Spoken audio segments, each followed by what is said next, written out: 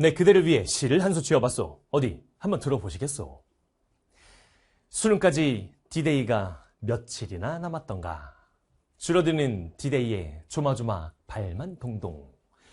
깊은 한숨 주변 눈치 무거워진 우리 마음. 그 누구도 몰라주네 외롭구나 수험생활. 그럼에도 해야겠지. 그럼에도 해내야지. 이왕 한 거 끝장 보자. 그래 한번 해보자구.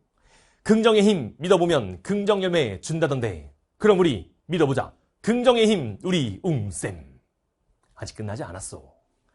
아니 잠깐 그거 알아? 한국사는 절대평가. 수험생들 힘들다고 학습 부담 줄인다며. 왜 근데 하필이면 그 과목이 한국사냐? 역사교육 붕괴되면 우리나라 어이할꼬.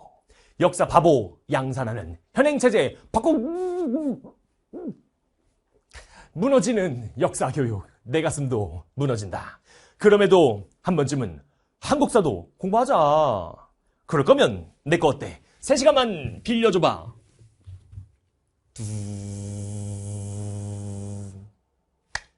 이건 첫 번째 레슨. 대놓고 강정보하기. 이건 두 번째 레슨. 민망하니까 빨리 수강 신청해. 나이 먹고 돈 벌기 힘들어. 되게 민망하고 힘들어. 자, 파이널. 자, 이렇게 인사를 한번 드려봅시다. 이거 어떡하지? 여러분 안녕하십니까. 메가스터디 김종우입니다. 제가 대놓고 강좌 홍보하는 캐스트를 잘 안 만들어요. 근데 한번 해보고 싶었습니다. 그리고 제목을 이렇게 지어봤습니다. 한국사 어떡할 건데? 어떡할 거야? 아니 이게 중요한 게 아니야 지금. 이게 중요한 거야. 그냥 어떡할 거냐고 로 집중하시고. 아니 그만 웃으세요. 그렇게 웃으면은 제가 민망합니다. 나이 먹고.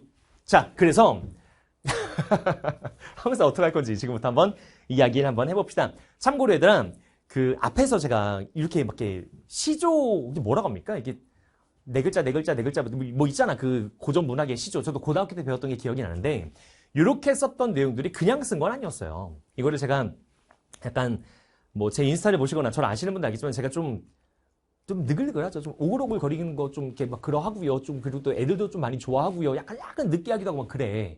근데 이거를 그냥 한 건 아니었고 사실 제가 학교에서 교사 재직 시절에 교사이던 시절에 이런 것들을 제가 즐겨서 했더라고요. 했었었고 그걸 잠깐 잊고 있다가 이제 구평을 앞두고 있는 이 시점에서 또는 파이널 한참 이제 막 쏟아지는 이 시점에서 뭔가 얘기를 해주고 싶은 거예요. 우리 아이들이 분명히 이제 찾아오는 친구들도 있고 고민 상담도 있고 현장에서도 이런저런 얘기를 하는데 뭔가 캐스트에서도 이런 얘기를 한번 해보면 어떨까. 다만 너무 무겁지 않게. 그래서 이렇게 한번 해봤습니다. 참고로 제가 교사 재직 시절에 썼던 글이 또 있습니다. 제가 여기서 그 메가스터디 캐스트에 올리지는 못하는 또 않는 저희 이제 개인적인 얘기를 하는 그런 오프라인 멘탈 특강을 가끔 합니다. 가끔 하는데 거기서 이제 제가 자료 같은 걸 찾아볼 거 아니에요. 옛날에 나의 일기장, 옛날에 나의 뭐 과거에 대해 생각들 찾아보다 보니까 학교에서 제가 이런 걸 했던 게 사진으로 남아있더라고. 물론 아마도 아이들 핸드폰에는 더 많은 사진들이 있겠지요. 근데 제 핸드폰 사진이랑 이렇게 백업해 놓은 거에는 많진 않은데 그 중에 하나를 소개합니다. 토요일도 학교 나와 공부하는 아오님들. 제가 아오님들이라고 표현한 이유는 얘들아 제가 첫 담임이었어요. 우리 아이들이 첫 번째 담임이어서 제가 엄청나게 아끼고 엄청나게 좀 사랑했습니다.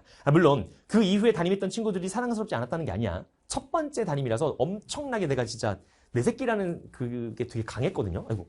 그리고 남자반입니다. 남학생반. 체육준천반이라서 애들 같이 축구할 때 같이 나가서 축구하고요. 저 공강 시간에. 축구하고 같이 나서 등목하고 같이 샤워하고 막 이렇게 등목시켜주겠다고 애들이 엎드리래 저보고. 그 사진도 있어. 보여주면 안 되잖아. 그 우통을 벗고 있거든. 반바지 입고. 엎드리는데 애들이 제 여기 들고 팬티에다가 물 다 넣어가지고 막 저 그렇게 살았어요. 학교에서. 진짜로 그랬거든. 그냥 아우님들이랑 했습니다. 지금 당장 피곤하고 어려워서 답답하지만 이 약 물고 견뎌내는 지옥 같은 시간들이 발음 잘해야 돼. 지옥 같은 시간들이 결국에는 가슴 깊이 뿌듯하게 추억되길. 2014년입니다. 오늘날로부터 무려 11년 전입니다. 그리고 9월달이잖아. 그래서 갖고 왔어요. 9월달. 이게 지금 아마 업로드가 되면 이제 8월 말 9월 초 이때가 될 건데 구평 보기 직전에 올라갈 겁니다. 아마도. 9월달이잖아요. 물론 이 당시에 제가 담임했던 친구들은 고1입니다. 고3 수험생은 아니었지만 어쨌든 이 친구들도 고생 많이 했거든. 그래서 그 무렵에 제가 이렇게 썼던 거를 생각이 나가지고 여러분께 이제 한번 헌정시라고 해야 되나? 그냥 한번 써봤습니다. 그래서 뭐 사음절이라고 해? 아무튼 이렇게 했던 것들을 제가 종종 했었습니다.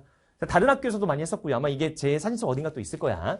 아무튼 제가 학교 이야기를 이렇게 꺼내면서 한국사 얘기를 하는 건데 이 얘기를 이제 하다 보니까 한마디만 덧붙이고 싶은 거예요. 아무리 세상이 많이 각박해졌고 아무리 세상이 좀 변했다고 한들 선생님과 제자 간의 그런 관계가 굉장히 좀 끈끈한 친구들이 있습니다. 정말로 세상에 나오는 그런 소식들은 굉장히 좀 인상을 찌푸리게 되는 소식들이 많이 나오지요. 하지만 실제 우리가 일생생활 하다 보면 좋은 사람이 훨씬 더 많고요. 좋은 사람들을 만나서 이렇게 같이 행복하게 살 수 있는 그런 요소가 되게 많습니다. 이 얘기를 왜 하냐면 이게 뭔가 이제 수험생활 막바지가 되니까 우리 아이들이 마음에 여유가 없어요. 그리고 조금씩 예민해집니다. 여러분들이 느끼는지 모르겠지만 실제 우리 아이들을 보면은 되게 예민하고요. 근데 그게 나쁜 건 아니야. 자연스러운 거야. 다만 그럴 때일수록 조금 더 여유를 가질 수 있는 이런 제가 지금 얘기하는 이런 이야기들. 그냥 가슴이 좀 훈훈해지는 이야기를 보면서 잠깐 내려놔도 괜찮습니다. 잠깐. 그것도 완전 내려놓으면 안 돼. 잠깐 쉬어가는 타임이라 생각하시고 저 역시 마찬가지로 제가 되게 아끼는 학교 제자들이 있겠지요. 물론 학원 제자라고 아끼지 않는 게 아닙니다. 근데 학교랑 학원은 확실히 다르긴 달라요. 뭐 학교 교사일 때가 제가 한 7년 가까이 했고 저 학원 강사한 지 벌써 6년 차잖아. 이제 비슷하거든. 비슷하게 이제 직장 생활을 하다 보니까 정말 다르긴 다릅니다. 아이들은 똑같지만 뭔가 달라요. 그래서 그 학교 제자들 중에 얼마 전에 그 생일이었던 친구가 있어요. 얼마 전에. 근데 카카오톡 보면은 생일인 친구가 뜨잖아.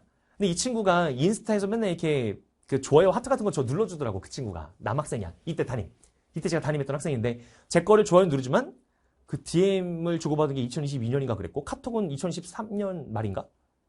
그때가 마지막이었어요. 맞나? 그럴 거예요. 그러다 보니까 이제 먼저 연락을 할까 하다가 이게 원래 어른이 먼저 연락하기 쉽지 않습니다.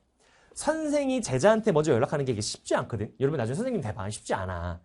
근데 그 친구가 너무 보고 싶어. 문득 되게 사무치게 보고 싶어서 그 친구 얼마 전에 생일이었어요. 그래서 생일 축하한다 이러면서 그 친구가 지금 막 이렇게 교육대학원 다니고 교사하려고 준비하고 있고 이런 거 제가 인스타에서 보고 있거든. 서로 좋아요를 서로 눌러줘.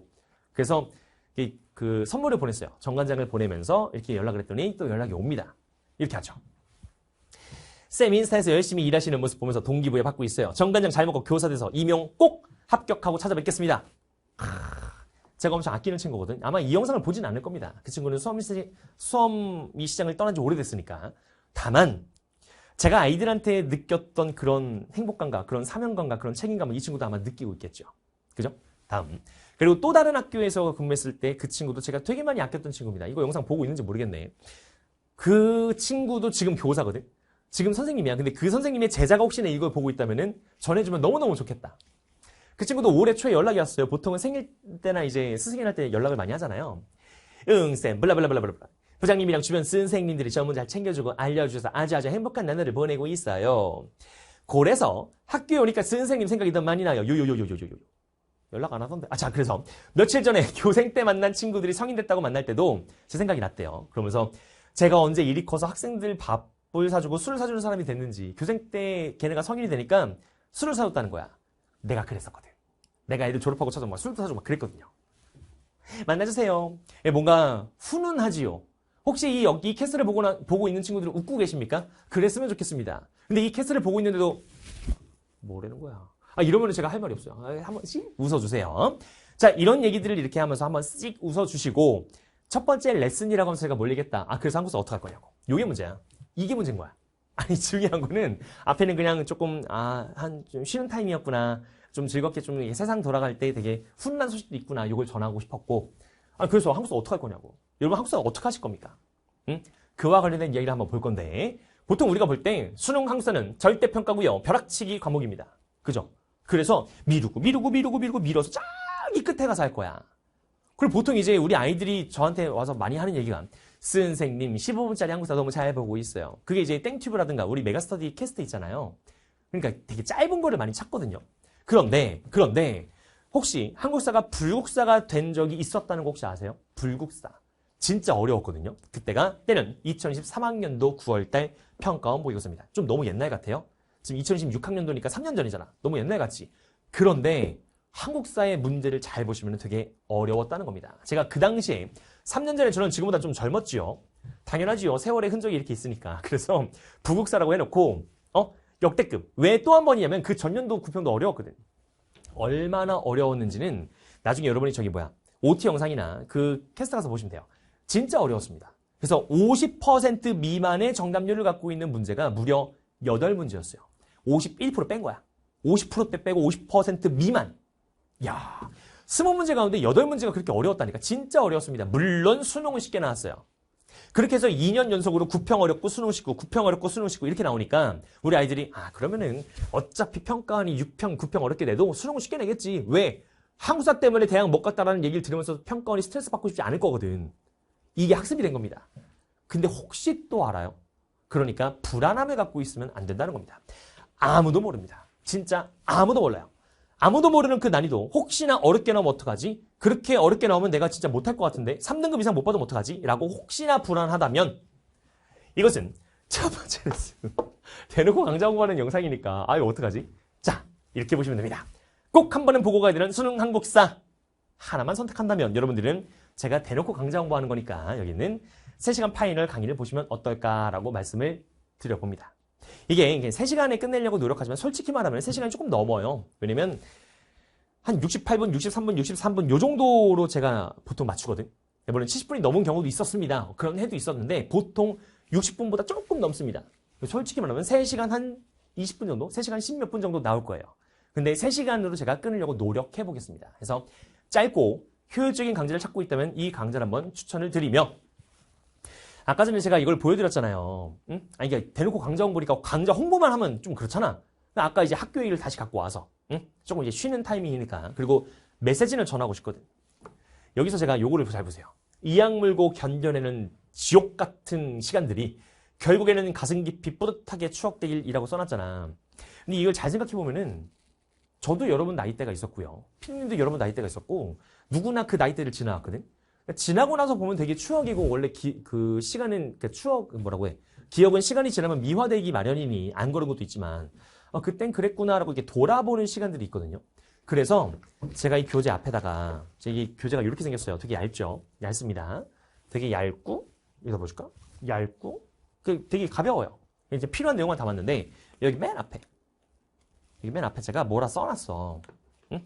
물론 작년 교재도 뭘 써놨지만 실제 올해 교재 좀 바꿨어요, 내용을. 그래서 그 앞에 있는 내용을 살짝만 보여드려 볼게요.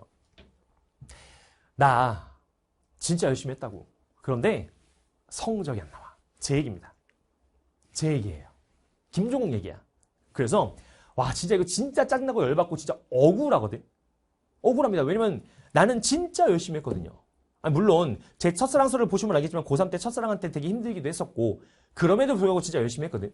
근데 돌아보니 내가 시간이 지나서 한참 이렇게 뒤로 걸어와서 앞에 지나갔던 내 과거들을 돌아보니 나는 열심히 했는데 열심히 하지 않았습니다.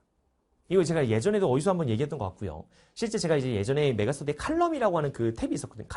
칼럼에 이제 글을 올렸을 때 이제 이런 것들을 좀 정리해서 올린 게 있는데 저는 분명히 열심히 했거든요. 근데 열심히 하지 않았습니다. 돌이켜 나서 보니까 열심히 하는 것은 중요해요. 물론 여기 더 긴 글들이 있습니다. 저는 이렇게 요약해 온 거야. 열심히 하는 거 중요합니다. 하지만 무엇을 열심히 하고 있는지를 돌아볼 필요는 있어요. 제가 매번 얘기하지만 내가 순공 시간 8시간 채우려고 앉아있는 것과 앉아서 공부하다 보니까 순공 시간이 4시간이 찬 거랑은 정말 다른 겁니다. 정말 다른 거거든. 지금은 그것을 여러분이 열심히 하고 있는 게 무엇인지가 중요한 거예요. 무엇을 열심히 하고 있는지가 정말 중요한 시기가 지금부터입니다. 남아있는 수험 생활이 길다면 길고 짧다면 짧아요. 누군가한테는 길게 느껴질 거고요. 누군가한테는 짧게 느껴질 겁니다. 누군가한테는 그 남은 시간 하루하루가 기존에 보냈던 시간보다 훨씬 더 진하고 의미 있는 시간을 보낼 거고요. 누군가는 지나온 시간보다 훨씬 더 의미 없는 시간을 보낼 겁니다. 똑같이 주어지는 24시간의 시간을 여러분은 무엇을 열심히 하면서 쓰시겠습니까? 이게 진짜 중요한 멘트거든. 여기에 조금 더 집중해 주시고. 자, 아주 잠깐. 제가 아까 전에 처음에 뭐라고 그랬냐면 잠깐 웃어도 된다 그랬죠? 잠깐 웃었으면 좋겠습니다. 아주 잠깐이라도. 그대가 여러분들이 지금 이 캐스트를 보면서 제가 이건 첫 번째 레슨부터 해서 학교 이야기도 살짝 했잖아요. 뭔가 마음이 좀 훈훈하고 잠깐이나마 미소 짓는 순간이었으면 좋겠습니다. 현장에서 아이들을 만나다 보면 하루 종일 말 한마디도 안 하는 경우도 있어요. 하루 종일 한 번도 웃지 않는 경우도 있습니다. 진짜로요.